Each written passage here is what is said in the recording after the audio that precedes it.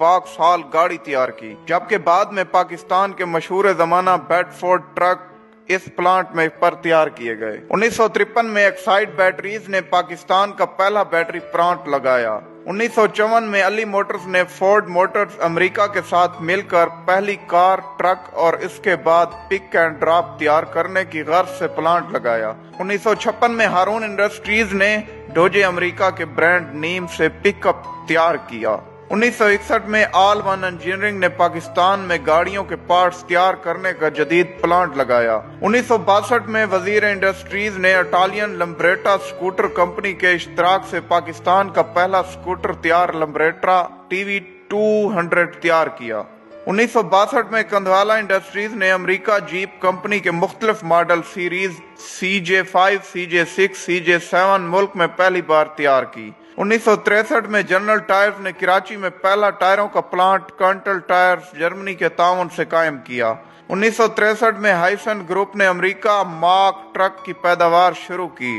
1964 में राना ट्रैक्टर्स मौजूदा मिल्लत ट्रैक्टर्स ने मैसी फर्गूसन ट्रैक्टर्स की मुल्की सतह पर पैदावार का आगाज किया। 1964 में नेशनल मोटर्स को खटक खानदान ने खरीदा तो वो कंधारा मोटर्स इंडस्ट्रीज बनी।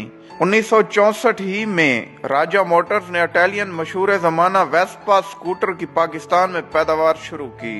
1964 इटलस ऑटोज ने पहला होंडा मोटरसाइकिल का प्लांट लगाया। 1965 में जाफर मोटर्स ने मुख्तलिफ ऑपरेशंस जैसे trailer bed, ambulance, fire brigade के लिए गाड़ियां तैयार करने का आगाज किया। 1965 में मानो मोटर्स ने टोयोटा गाड़ियों की मकामी सतह पर पैदावार की बुनियाद रखी। फिर आता है कहानी में वो मोड़ जहां से शुरू होने वाला इंटरवल आज तक खत्म होने का नाम नहीं लेता। 1972 में तमाम ऑटो सनतों को कौमिया कर पाकिस्तान ऑटोमोबाइल कारपोरेशन का नाम दिया गया। अली मोटर्स को अवामी मोटर्स, वजीर आला इंजीनियरिंग को सिंध इंजीनियरिंग, हारून इंडस्ट्रीज को रिपब्लिक मोटर्स, गंधारा मोटर्स को नेशनल मोटर्स, कंधवाला मोटर्स को नया दौर मोटर्स, हाइसन को मार्क ट्रक, जाफर मोटर्स को ट्रेलर डेवलपमेंट कारपोरेशन का नाम दिया जाता है, जबकि राना ट्रैक्टर्स को मिल्लत ट्रैक्टर्स का नाम देकर पाकिस्तान ट्रैक्टर्स कारपोरेशन का इदारा कायम किया गया। माजरत के साथ भुट्टो साहब भी किसी के मंसूबों पर अपनी तख्ती लगाते रहे,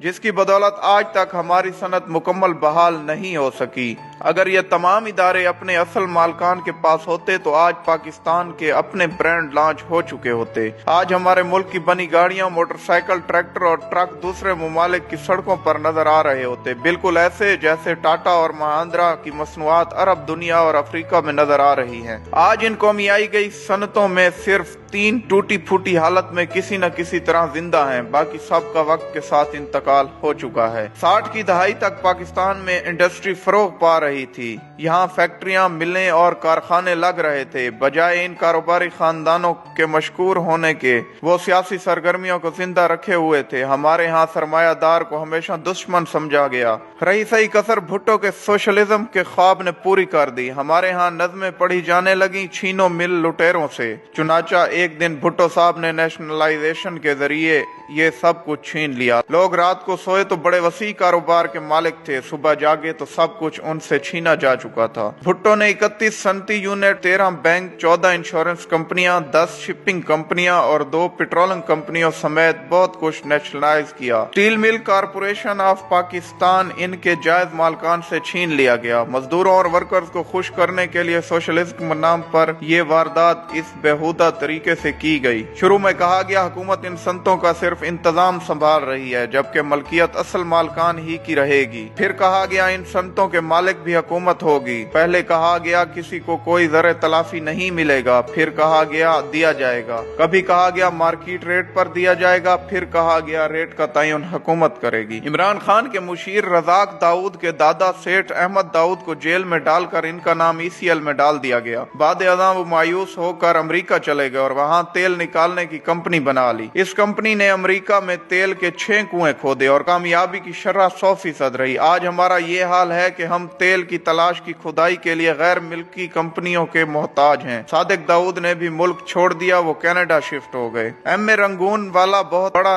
कारोबारी कारोबारी नाम था। वो रंगून से मुंबई आए और क़याम पाकिस्तान के वक्त सारा कारोबार लेकर पाकिस्तान आ गए। वो यहाँ 1 या 2 नहीं 45 कंपनियां चला रहे थे। इन्होंने भी मायूसी और परेशानी में मुल्क छोड़ दिया और मलेशिया चले गए। गर्ज ये कि तमाम इन्वेस्टर जिन्हें आज हम ढूंढ रहे हैं वो सारे पाकिस्तान छोड़कर मुख्तलिफ ममालिक में शिफ्ट हो गए। मजदूर अब सरकार के मुलाजिम थे, काम करने की क्या जरूरत थी। नतीजा ये निकला, एक ही साल में कमाई गई सनत का 80% बर्बाद हो गया। ज़री ग्रोथ की शरह 3 गुना कमी वाक़ हुई। नौबत कर्जों तक आ गई। जितना कर्ज मशरकी और मगरबी यानी मुत्तहिदा पाकिस्तान ने अपनी पूरी तारीख में लिया था, इससे ज्यादा कर्ज भुट्टो हुकूमत ने चंद सालों में ले लिया। खित्ते में सबसे ज्यादा अफरात ज़र पाकिस्तान में था। अदायगियों के खसारे में 595% इजाफा हो गया। स्टेट बैंक हर साल एक रिपोर्ट पेश करता। भुट्टो ने 4 साल स्टेट बैंक को ये रिपोर्ट ही पेश न करने दी ताकि लोगों को इल्म ही ना हो कि कितनी तबाही हो चुकी है। हम भी क्या लोग हैं, अपनी इंडस्ट्री अपने हाथों से तबाह करके अब हम चीन की मिन्नतें कर रहे हैं कि यहाँ इंडस्ट्री लगाए। दुनिया 40 साल से कंप्यूटर इस्तेमाल कर रही है और हम आज तक एक माउस नहीं बना सके। दुनिया 30 साल से मोबाइल फोन इस्तेमाल कर रही है और हम आज तक एक चार्जर नहीं बना सके। पाकिस्तान का खाना खराब करने में जुल्फकार अली भुट्टो और पीपल पार्टी का